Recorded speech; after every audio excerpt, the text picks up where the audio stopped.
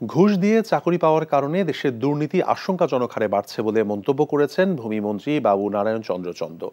দুপুরে খুলনা শিল্পকলা একাডেমিতে নদী মেলার উদ্বোধনী অনুষ্ঠানে তিনি কথা বলেন।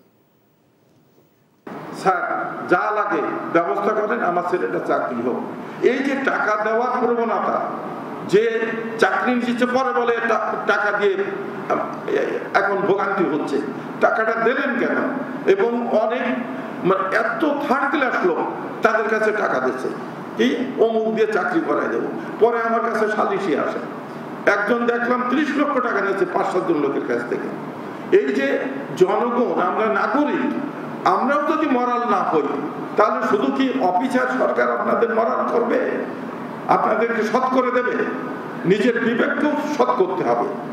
আমরা নিজেরা জাতিগতভাবেই তো করাপশনের দিকে চলে যাচ্ছি। এই ঈদে দেশ জুড়ে কেনাকাটার ফুর্তি হবে শুধু বিকাশে, সাথে ডিসকাউন্ট কুপন, ইনস্ট্যান্ট ক্যাশব্যাক।